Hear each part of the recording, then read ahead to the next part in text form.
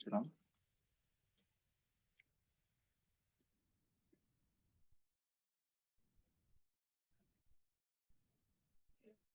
যেটি মানে general purpose input output. তো এর আগের ক্লাসগুলোতে আমি বলছিলাম যে একটা STM32 আমরা যে মাইক্রোপ্রসেসরটা ইউজ করতেছি, কর্টেক্স M4 মাইক্রোপ্রসেসর, সেটার মধ্যে পোর্ট থাকে এবং প্রত্যেকটা পোর্টে 16টা করে পিন। পোর্ট গুলাকে যে কোনো একটা পোর্টকে এক্সপ্যান্ড করে দেখানো হয়েছিল এরকম যে প্রত্যেকটা পোর্টের মধ্যে অনেকগুলা রেজিস্টার থাকে। এই রেজিস্টারের মধ্যে একটা রেজিস্টার হচ্ছে ওডিআর। ওডিআর মানে হচ্ছে আউটপুট ডাটা রেজিস্টার।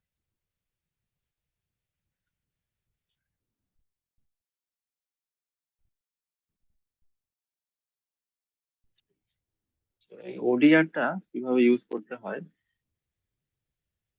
এই ওডিআরটার কোনো একটা পিনকে কিভাবে হাই করতে হয়, সেই জিনিসটা আমি দেখেছিলাম। এখানে আমাদের ওডিআর এর পিন নাম্বার 14 কে হাই করে দেওয়া হয়েছে। পিন নাম্বার 14 কে হাই করছে। এই জন্য যে কোডটা লিখতে হয় এটা এটা এর আগে দিন দেখানো হয়েছিল। এখানে যে নেট শিফটিং মানে বিট ম্যানিপুলেশন জিনিসটা দেখানো হয়েছিল এর আগে দিন ক্লাসে। তো এখন আমরা আর একটু সামনে আগে যাব।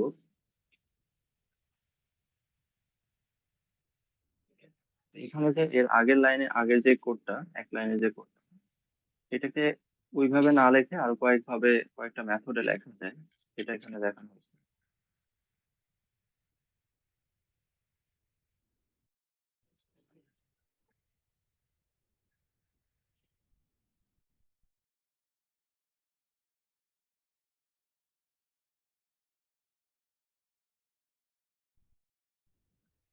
আর ভিডিওকে হ্যাং।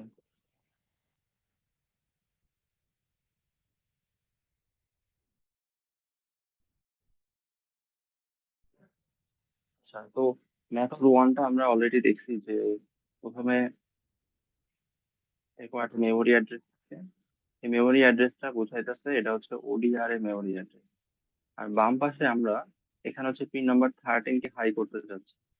ওয়ান ওয়ান ইউএল মানে হচ্ছে ওয়ান আনসাইন্ড লং, এই নাম্বারটাকে 13 ঘর লেফট শিফট করে তারপরে আমরা অর করে দিতেছি। এটা হচ্ছে অর অর করা হয়ে গেছে। এইভাবে আমরা 13 নম্বর বিটটাকে হাই করতে পারি।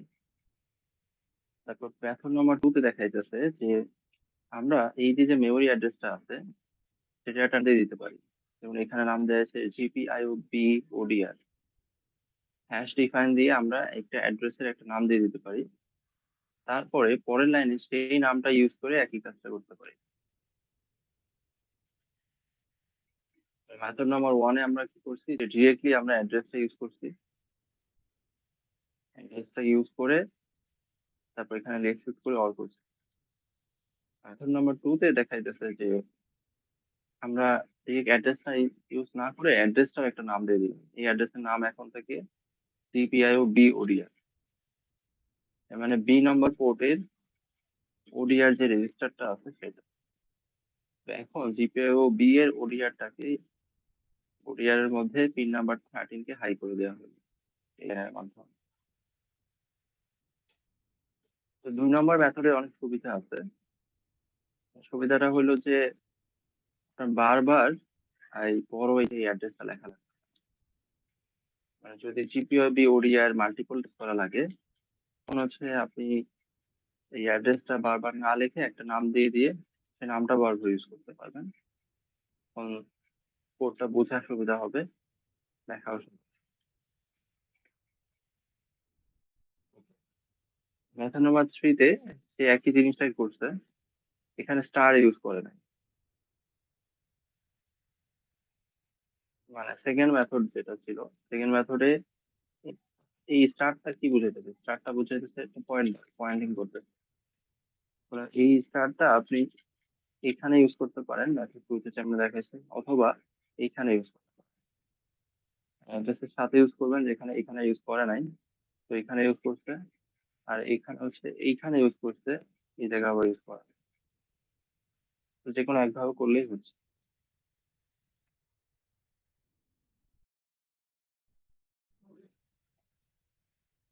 মেথড যে কোনো একটা ইউজ করলেই হবে, এতে কোনো সমস্যা নাই।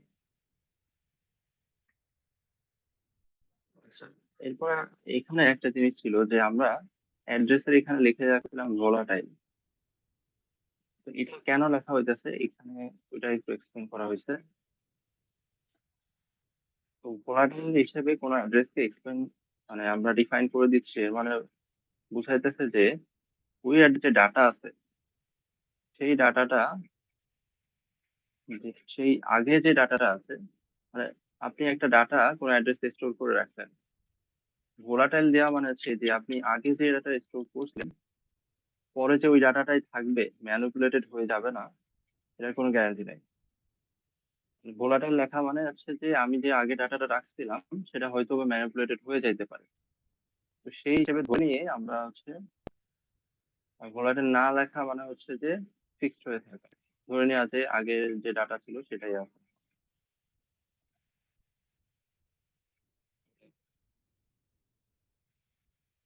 এই যে আগে যেটা দেখালাম এখানে, ওটা এখানে আবার এক্সপ্লেন করছে, সামনে দেখাইছে। তো যেটা প্রথমে বললাম যে একটা জিপিআই এর মধ্যে অনেকগুলা রেজিস্টার থাকে, যেমন আমরা ব্যবহার করলাম ওডিআর, আউটপুট ডাটা রেজিস্টার। এছাড়া আছে আইডিআর বা ইনপুট ডাটা রেজিস্টার। তারপরে এরকম অনেকগুলা রেজিস্টার আছে, মোডার। তো প্রত্যেকটা রেজিস্টারের তো অ্যাড্রেস আলাদা আলাদা। তো একটা কাজ করা যায় যে এখন কম্পিউটার তো এসব না, মোডার বা আউটপুট স্পিড রেজিস্টার, ওডিআর। তো একটা কাজ করছে এখানে যে একটা স্ট্রাকচার বানাইছে, যেই স্ট্রাকচারের মধ্যে হুম, যে প্রত্যেকটা অ্যাড্রেসকে একটা নাম দিয়ে দিচ্ছে, যে অ্যাড্রেস এটা মানে হচ্ছে মডার, এটা মানে হচ্ছে আউটপুট টাইপ রেজিস্টার, তারপর পিউপিডিআর, ওডিআর, মানে বেসিক্যালি একটা স্ট্রাকচার বানাইছে যেখানে অ্যাড্রেস গুলোকে আলাদা নাম লিখে দিছে। ফলে এরপর থেকে যখন কোড করবে কোনো একটা লাইনে, কোনো রেজিস্টারটাকে ইউজ করবে, তখন আর অ্যাড্রেসটা লেখা লাগবে না, শুধু নামটা ইউজ করে ওই রেজিস্টারটাকে অ্যাক্সেস করতে পারবে। স্ট্রাকচার বানায় রাখা হলো যাতে আমরা ইজিলি কোড করতে পারি, আমাদের আর অ্যাড্রেস ইউজ করা লাগবে না। এই স্ট্রাকচারটা কোডের প্রথমে রেখে দিবে, তারপরে মেইন কোডের মধ্যে যায় শুধু এই নামগুলো ইউজ করবে, এই ডান পাশে যে নামগুলো আছে রেজিস্টারের, ওডিআর, আইডিআর, ইউপিডিআর, এগুলো ইউজ করবে।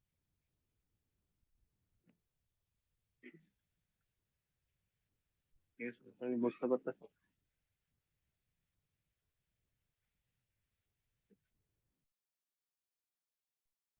আর কোনো কনফিউশন হলে কোশ্চেন আস্ক করতে পারে।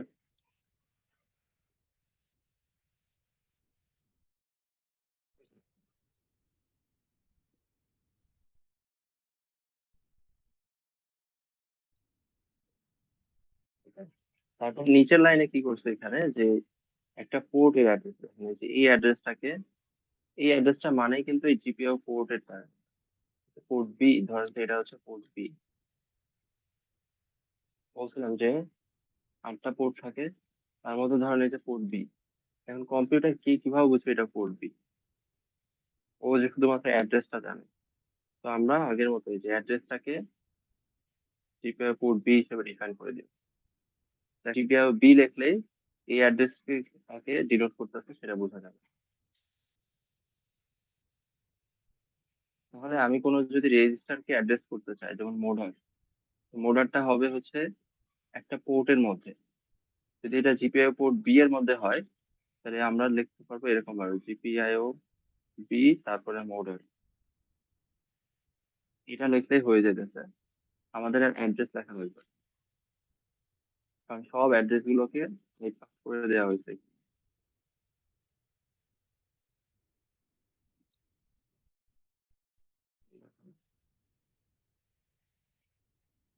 তো এই যে যে পোর্ট গুলাকে নাম দিয়ে দেওয়া, এখানে আবার দেখাইছে সিপিআই পোর্ট এ, বি, সি, সবগুলোকে আমরা এরকম ভাবে যে দেখেন অ্যাড্রেস গুলোকে নাম দিয়ে দিতে পারি। জিপিআই এ, জিপিআই বি, জিপিআই সি। এই পাশে হচ্ছে যে এই পোর্টগুলোর অ্যাড্রেস। আমরা বারবার অ্যাড্রেস কে ইউজ করাটা ডিফিকাল্ট হয়ে যাবে। থেকে ভালো হচ্ছে এগুলাকে কোনো একটা ডিফাইন করে দেওয়া। এবং সেই নামটা আমরা পরে মেইন কোডের মধ্যে সেই নামগুলোকে ইউজ করব।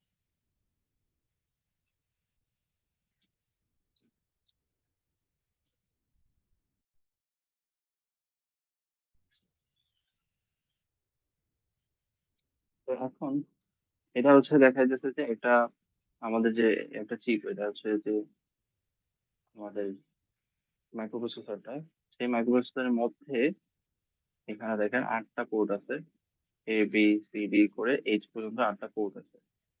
সেই পোর্ট গুলার সাথে সেই পোর্ট গুলা সামহাও, এই যে দেখেন বাইরের দিকে এগুলো হচ্ছে আমাদের পিন গুলা, বাইরে থেকে এগুলো হচ্ছে পিন যেগুলো আমরা অ্যাক্সেস করতে পারি। এই পিন সামহাও পোর্টে, পিন সামহাও কোনো না কোনো পোর্টের সাথে কানেক্টেড।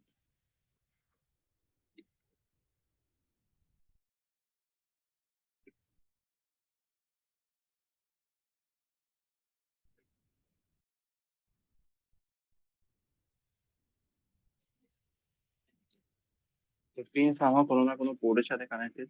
সেই পোর্ট গুলার সাথে আবার অন্যান্য কম্পোনেন্টের কানেকশন আছে, যেমন এসরাম, ফ্ল্যাশ, ইউএআরটি, এসপিআই, টাইমার। এগুলো নিয়ে আমরা পরে আলোচনা করবো, যে ইউআরটি, এসপিআই, টাইমার এগুলা একটা ছোট ছোট ভিতরে কম্পোনেন্ট, প্রত্যেকটা ডিফারেন্ট কাজে ব্যবহার করা হয়। যেমন এখানে ইউআরটি, এসপিআই, আছে কি ইউএসবি, যে আপনারা সবাই ইউজ করেন ইউএসবি পোর্ট, ইউএসবি ইউএসবি ইয়া ওয়্যার, এগুলো দিয়ে মোবাইলের সাথে কানেক্ট করেন কোনো একটা ডিভাইসকে। এই সব হচ্ছে যে কমিউনিকেশন ডিভাইস, প্রসেসরের সাথে কিভাবে অন্য একটা ডিভাইসকে কানেক্ট করা যায় সেগুলো প্রোটোকল। এই সবগুলা কিন্তু এই যে পোর্ট পোর্ট হয়ে পিনের সাথে কানেক্ট ভিতর, এবং কানেকশন ভিতরে কানেকশনের জন্য এই যে একটা বাস আছে, বাস আছে এপিবি, তারপরে এইচবি, এরকম একটা বাস গুলো আছে।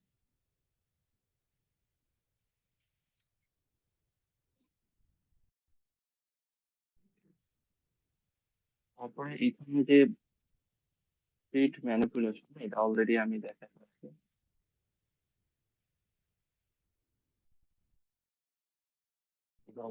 দেখানো হচ্ছিল।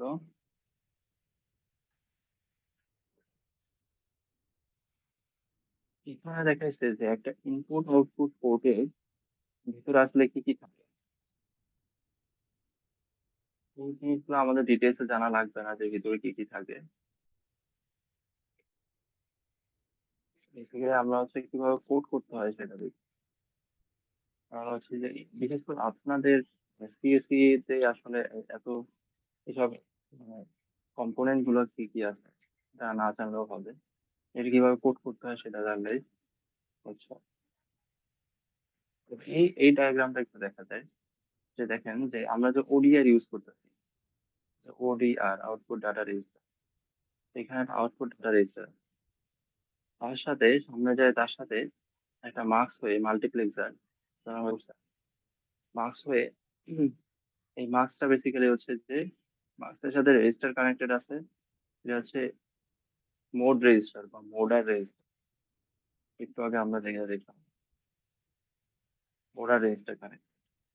এবার সামনে যাই আর একটা রেজিস্টার আছে, এই বক্সটা আর একটা কিছু আরেকটা রেজিস্টারকে ডিনোট করতেছে, সেটা হচ্ছে আউটপুট রেজিস্টার।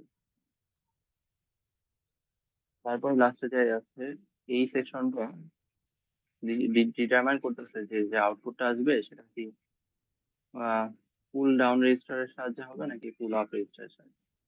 এটা আমরা পিইউপিডিআর নামক রেজিস্টারে ডিফাইন করে দিই। যাই হোক, তো এখানে কোনো কিছু মুখস্থ করতে হবে না, আমি জাস্ট দেখাই দিচ্ছি যে আমাদের ডিফারেন্ট রেজিস্টার গুলো আসলে ভিতরে কিভাবে কানেক্টেড থাকে।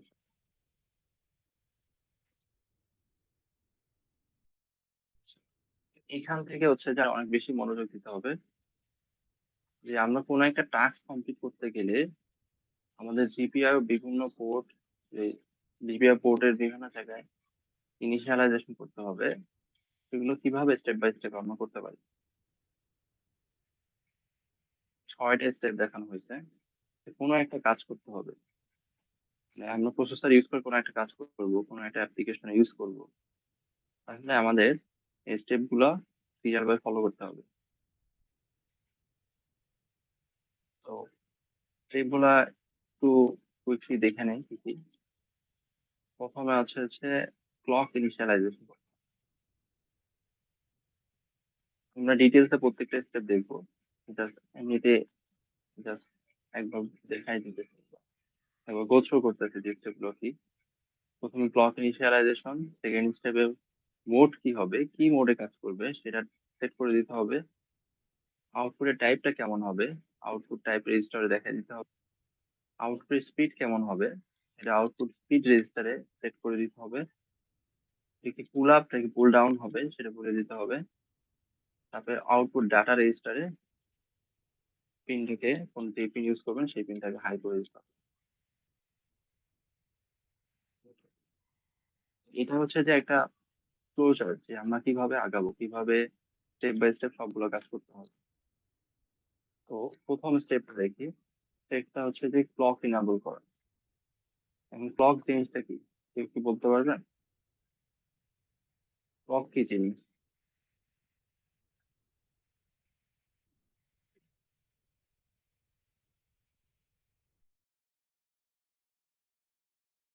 যেমন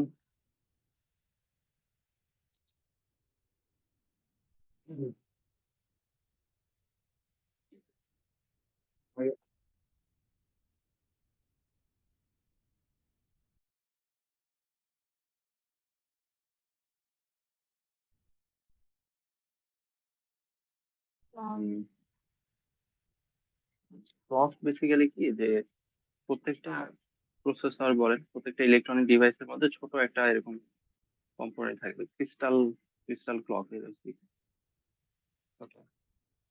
ক্রিস্টাল বলে আর কি, মানে বেসিক্যালি ডিফারেন্ট ক্রিস্টাল দিয়ে ক্লকটা বানানো হয়। এটা মানে সিলভার টাইপের একটা কম্পোনেন্ট। তো এখান থেকে কি হয়, পালস বের হয়। হুম,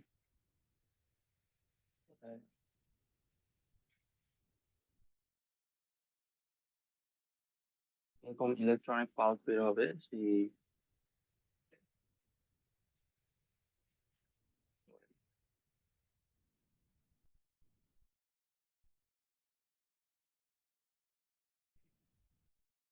থেকে, এরকম পালস বের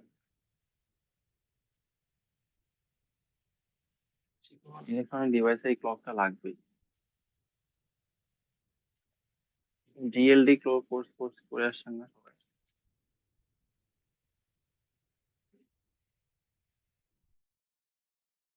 ডিজিটাল লজিক বা ডিজিটাল ইলেকট্রনিক্সে এরকম একটা থাকে, ক্লক থাকে। ক্লক থেকে এরকম পালস বের হয়। তো পালসটা বুঝাইতেছে যে আপনার কিছুক্ষণ ধরে হাই ভোল্টেজ থাকবে, ধরেন যে এখানে হাই ভোল্ট, যে এখন এই অংশ জুড়ে হাই ভোল্টেজ, তারপরে 0 ভোল্ট, এটা হচ্ছে 0 ভোল্ট।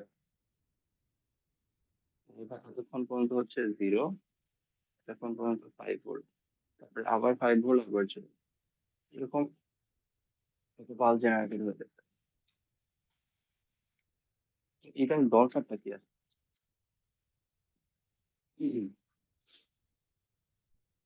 একটু বলতে হবে না যেটা দরকার কি?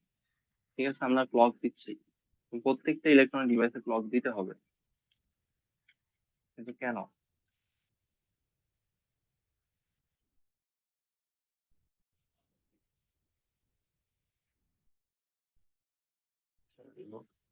তো মেইনলি সিনক্রোনাইজেশন, সিনক্রোনাইজেশন ধরেন আপনার কাছে এখানে র্যাম আছে, এটাকে হয়, আপনার কাছে প্রসেসর আছে, কম্পিউটারের মধ্যে তো এগুলো থাকবেই অবশ্যই, মাইক্রো প্রসেসরের মধ্যেও থাকবে। তো এখান থেকে আপনি মানে প্রসেসর কাজ করতেছে, মানে কোনো একটা কাজ করতেছে, আর র্যাম ওর ভিতরেও তো বিভিন্ন ডাটা স্টোর হবে, অথবা র্যামের ভিতরে তো কোনো না কোনো ফাংশন চলতেছে। তো মানে প্রসেসর যখন একটা কাজ করতেছে, প্রসেসর তো আর এর মাঝখানে ধরেন যে প্রসেসর একটা কাজ করার পর র্যাম থেকে একটা ডাটা নিবে, ডাটা নিয়ে আবার একটা কাজ করবে। এখন ও র্যাম থেকে ডাটা নিয়ে আসবে। এখন প্রসেসর তো অলরেডি সবসময় একটা না একটা কাজ করতেছে, অলরেডি একটা কাজ করতেছে। এর মধ্যে যদি মানে এই কাজটা শেষ করে যে পরের যে কাজটা করবে তার জন্য একটা ডাটা লাগবে, সেটা হয়তো র্যাম থেকে আসবে। এখন এটা যদি আগেই এসে যায়, এই প্রসেসর অলরেডি যে কাজটা করতেছে তার মধ্যে ম্যানিপুলেশন হয়ে যাবে না? মেইন কথা হচ্ছে প্রসেসর যখন একটা কাজ করতেছে, এর মধ্যে যদি আরেকটা কাজ ঢুকে যায় বা একটা ডাটা ঢুকে যায় যেটা আসলে পরে লাগবে, তখন প্রসেসরের এখন যে কাজটা করতেছে সেটা তো বিঘ্নিত হয়ে যাবে। প্রসেসর ছাড়াও, এটা একটা প্রসেসর দিয়ে জাস্ট উদাহরণ দিলাম, এছাড়া যে কোনো ইলেকট্রনিক কম্পোনেন্ট একটা কাজ করতেছে, সেটার সাথে আরেকটা ডিভাইসের সাথে কানেকশন থাকবে। মানে অনেকগুলো ইলেকট্রনিক্স, একটা প্রসেসর বা একটা ইলেকট্রনিক ডিভাইসের মধ্যে অনেক ছোট ছোট কম্পোনেন্ট থাকবে। এই কম্পোনেন্ট একটা একটার সাথে কানেকশন আছে, ডাটা কমিউনিকেশন করে একটা একটার সাথে। কারণ সব যদি অজবরল ভাবে করে একটা একটারে পাঠাইতেছে, কোনো টাইমের কোনো সিনক্রোনাইজেশন, কে কখন কাকে পাঠায় না কি করতেছে, তখন যে ক্যালকুলেশন হবে সবগুলো তো ভুল হয়ে যাবে।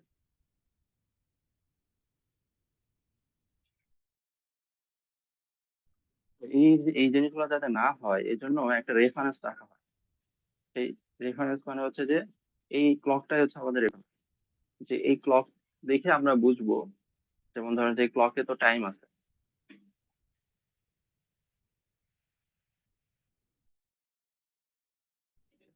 ধরেন যে 1 মাইক্রো সেকেন্ড, এখান থেকে এতটুকু হচ্ছে 0.5 মাইক্রো সেকেন্ড, এখান থেকে এতটুকু হচ্ছে আবার 0.5 মাইক্রো। একটা সাইকেলে হচ্ছে 1 মাইক্রো সেকেন্ড। তাহলে এইটাকে রেফারেন্স ধরে, এই ক্লকটাকে রেফারেন্স ধরে কোনো ইলেকট্রনিক ডিভাইস একটা কাজ করবে। ধরেন একটা প্রসেসর কাজ করতেছে, তো প্রসেসর একটা কাজ, কোন একটা টাস্ক কমপ্লিট করবে, সে তার টার্গেট থাকবে এই একটা সাইকেলের মধ্যে তার টাস্কটা কমপ্লিট করা, অথবা দুইটা সাইকেলে কমপ্লিট করা। এই সাইকেল ওয়াইজ ওয়াইজ তো তার তার মানে প্রসেসর এমনও হইতে পারে যে হাফ সাইকেলের মধ্যে, মানে 0.5 তো 0.2 মাইক্রো সেকেন্ডের মধ্যেই কাজটা কমপ্লিট হয়ে গেছে। তাহলে বাকি সময় যে বসে থাকবে, ইচ্ছাকৃত ভাবে বসে থাকবে, যাতে অজগরল না হয়ে যায়। আর আমি বেশি কমপ্লেক্স করতে চাচ্ছি না, আমি যদি সিম্পলি বলি যে আমাদের এই ক্লকটা একটা রেফারেন্স হিসেবে থাকবে, যে এই রেফারেন্স অনুযায়ী সবগুলো ইলেকট্রনিক কম্পোনেন্ট দেখবে যে কোন ক্লক সাইকেলে তাকে কি কাজ করতে হবে। এই ক্লক সাইকেলে আমি এই কাজ করব, তারপর পরের ক্লক সাইকেলে আমি ডাটাটা ওই আরেকটা কম্পোনেন্টকে পাঠিয়ে দিই। তো এই রেফারেন্স থাকলে সবার সাথে সবার কানেকশন বা ডাটা একজনের একজন কমিউনিকেশন একবারে স্মুথলি হবে, তখন ক্যালকুলেশনে কোনো ভুল হবে না। আর যদি ক্লকটা না থাকতো তাহলে একজন একজন কোনো টাইম সিকোয়েন্স নাই, একটা কম্পোনেন্ট আরেকটা কম্পোনেন্ট ডাটা পাঠিয়ে দিত বা ক্যালকুলেশন উল্টো পাল্টা হয়ে যেত, তখন আমরা এক্সাক্ট ভ্যালু পাইতাম না।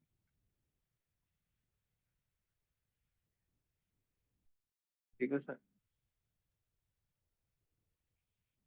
তো তো এই ক্লকটা নর্মালি ডিসেবল করা থাকে। আপনি যখন ক্লক মানে পিসির ক্ষেত্রে দেখেন, পিসি যখন অন করেন তখন ক্লক অন হয়ে যায়, কিন্তু প্রসেসরের ক্ষেত্রেও আপনি যখন পাওয়ার দেন তখন ক্লক অন হয়ে যায়, কিন্তু ডিফারেন্ট পোর্টের ক্লক অন থাকে। এই ক্লকে আমি যেটা দেখাইলাম, যে দেখেন একটা হচ্ছে যে প্রসেসরটা অন হওয়া, পিকচারটা দেখেন, আপনি যখন এই প্রসেসরটাকে পাওয়ার দিবেন তখন এই প্রসেসরের ক্লক কিন্তু একাধিক থাকে, বা একটা ক্লক থেকে ডিফারেন্ট পোর্টে কানেকশন দেয়। তো যখন যখন এইটাতে পাওয়ার দেওয়া হবে, এই পুরো প্রসেসরটাতে পাওয়ার দেওয়া হবে, তখন এই পুরো প্রসেসরের যে মেইন ধরেন একটা ক্লক আছে এখানে, সেটা অন হয়ে যাবে অটোমেটিক। কিন্তু এর সাথে ধরেন যে জিপিআই এর একটা কানেকশন আছে, সেই কানেকশনটা নর্মালি ডিসেবল করা থাকে। তো এই কানেকশনটাকে আমাদের ইনেবল করে নিতে হবে।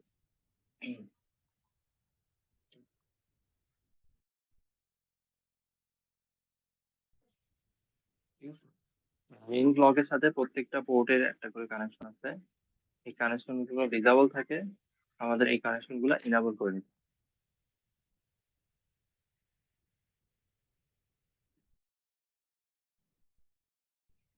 এখানে দেখা যাচ্ছে যে কিভাবে প্রথম স্টেপটা হচ্ছে ক্লককে ইনেবল করা, কারণ ক্লক ইনেবল না হলে কাজই করবে না পোর্ট। আর আমাদের স্টেপ ওয়ানে পোর্টে ক্লকটাকে এনাবল করে দিতে হবে, কোনো একটা পোর্টে ক্লকের কানেকশন দিয়ে দিতে হবে। এই কানেকশনটা আমরা কিভাবে করতে পারি? প্রথম হচ্ছে যে যে ক্লকের যে অ্যাড্রেস, আগের মতোই ক্লকের অ্যাড্রেসটা এখানে স্ট্রাকচার আকারে দিছে। মানে এত কিছু আপনাদের মুখস্থ করা লাগবে না, আপনাদের জাস্ট এই লাইনটা লিখতে হবে।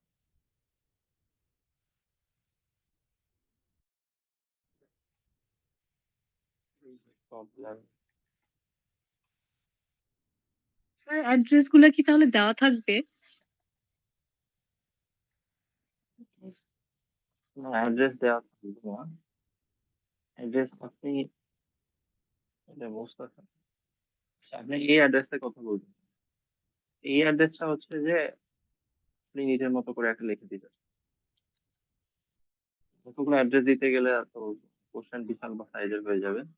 তা আমি জাস্ট দেখবো যে আপনি এই জিনিসটা জানেন কিনা, মানে এই জিনিসটা যে এইভাবে লিখতে হয় এতটুকু জানেন কিনা, তাইলে হচ্ছে। এই অ্যাড্রেসটা একটা র্যান্ডম একটা অ্যাড্রেস আপনি লিখে দিন।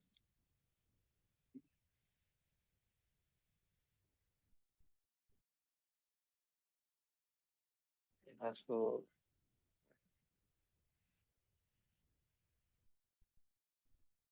ওটা এখানে জিরো তারিখ আছে।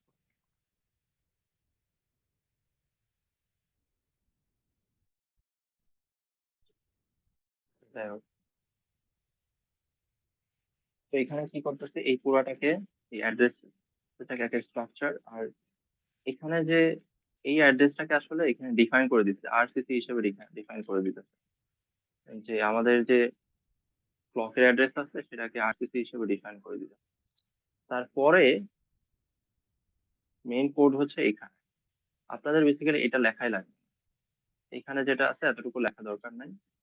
এখানে যে কিভাবে ডেফিনেশন দিচ্ছে, আপনাদের হচ্ছে ক্লকটা কিভাবে ব্যবহার হইলো, এই যে এখানে যেটা এই দুটা লাইন লিখতে হবে। এটি হলো এটা যে আমাদের, আমরা হচ্ছে GPIO port B B use করতেছি, পোর্ট বি। এখন তাহলে আমাদের পোর্ট বি তে ক্লক দিতে হবে। এখন দেখেন যে এরকম একটা রেজিস্টার আছে, আরসিসি এইচবি 2ENR, এরকম এটা হচ্ছে রেজিস্টার একটা নাম। সেই রেজিস্টারে কয়টা বিট আছে? দেখেন 0 থেকে 31 পর্যন্ত 32 বিটের একটা রেজিস্টার। তো রেজিস্টারে প্রত্যেকটা বিট দেখেন, প্রথম বিট দেখেন, প্রথম বিট হচ্ছে জিপিআই এন মানে ইনাবল, তারপর হচ্ছে GPI B enable, GPI C enable, GPI D enable. তো এরকম করে করে করে 8টা জিপিআই পোর্টে যে ক্লক ইনাবল করতে হবে সেই জায়গা দেওয়া আছে।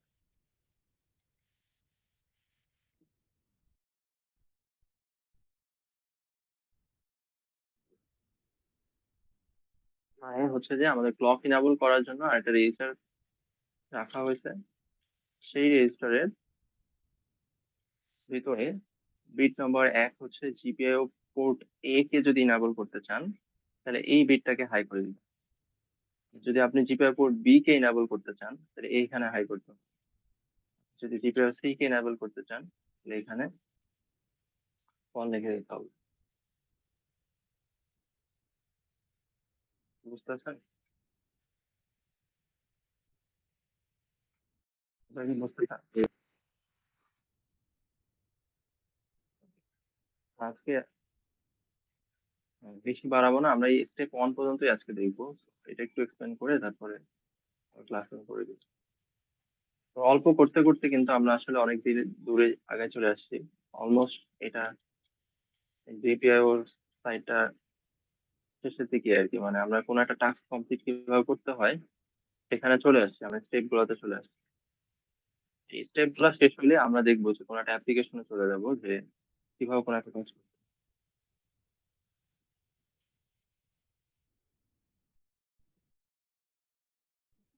আমি যেটা বললাম যে আমাদের একটা রেজিস্টার রাখা হয়েছে, সেই রেজিস্টারের মধ্যে বিভিন্ন পোর্টের ইনাবল করার জন্য বিট রাখা হয়েছে।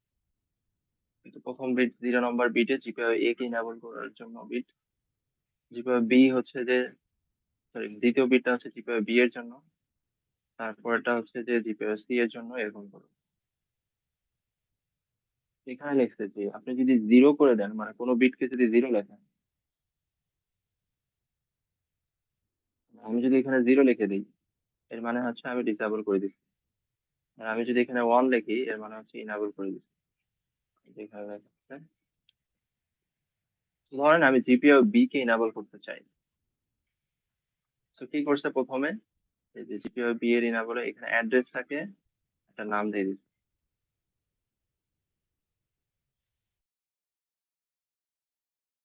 তারপর কি করছে যে আরসিসি আরসিসি দিয়ে আরসিসি AHP 2ANR, আরসিসি দিয়ে, মানে আরসিসির মধ্যে একটা রেজিস্টার আছে, এই যে দেখেন, এটা হচ্ছে আমাদের রেজিস্টার, আমাদের রেজিস্টারটাকে পয়েন্ট করতেছে AHP 2ENR। এটি করার মাধ্যমে কি করতেছি আমরা, এই যে যে রেজিস্টারে চলে আসে। তারপরে আমরা কি করব, জিপিআই বি মানে হচ্ছে এইটা, তো জিপিআই বি এর জন্য 1UL লেফট শিফট করবো 1 ঘর পরিবার, তারপর অর করে দিব, যেটা আমরা এর আগে। জিপিআই বি আছে হচ্ছে যে 1 নম্বর বিটে, আমার এটা মুস্ত আসছে না, একটু আপনার বুঝে নেন যে আপনার ফার্স্ট বিটটাতে হচ্ছে, মানে 1 নম্বর বিট, 0 নম্বর, মানে basically to 2 number bit, but যেহেতু 0 থেকে শুরু করছি, এখানে 1 লেখা, তাহলে এই বিটটাতে আছে হচ্ছে জিপিআই বি এর ইনাবল করার জন্য অপশন। তাহলে আমরা কি করলাম, 1 ঘর যদি আমরা লেফট করি, তাহলে কিন্তু ওখানে চাইতেছি, তারপরে আমরা অর করে দিই। এটা আমি এর আগেও দেখেছি, ওডিআরেও আমরা একই রকম ভাবে ওরা একটা বিটকে হেই করে দিচ্ছি। এইভাবে করতে পারেন, অথবা ওরা এই কাজটা কি করছে যে এই এই যে যে জিপিআই বি এর যে অ্যাড, সেটাকে আলাদা একটা নাম দিয়ে দিচ্ছে, মানে আমি যে লেফট শিফট করে যেখানে যাব, সেই জায়গাটাকে আরেকটা নাম দিয়ে দিচ্ছে, এবং সেইটাকেই আবার অন করে দিচ্ছে। তো যেটা ইচ্ছা সেটা ইউজ করতে পারেন, এটা আগে আমরা যেরকম ভাবে করছি, এই এই লাইনটা, এই লাইনের মতো কোড করতে পারবেন, অথবা এখানে যে যেভাবে code করা আছে এইভাবে।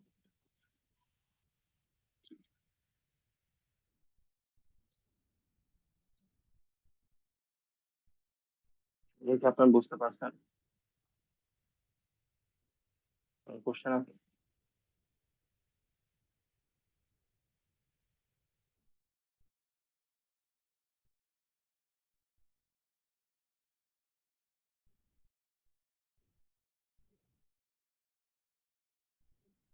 ঠিক আছে, কারো যদি কোশ্চেন না থাকে, তাহলে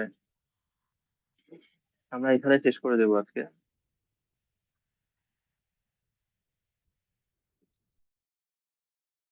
পরের স্টেপ গুলো আমরা আস্তে আস্তে দেখবো।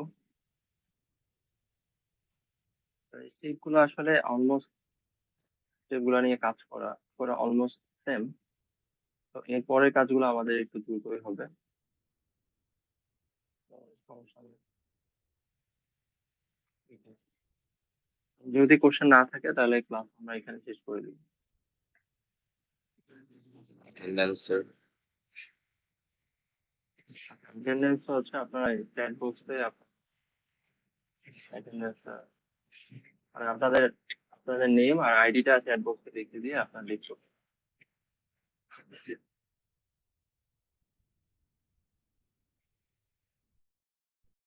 জিসিআর।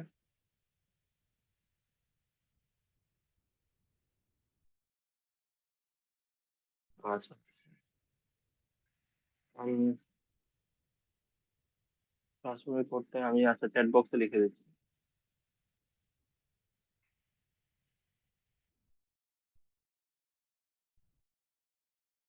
আপনি আমাকে মেল করতে পারেন, অথবা আমি এখন চ্যাট বক্সে লিখে দিতেছি।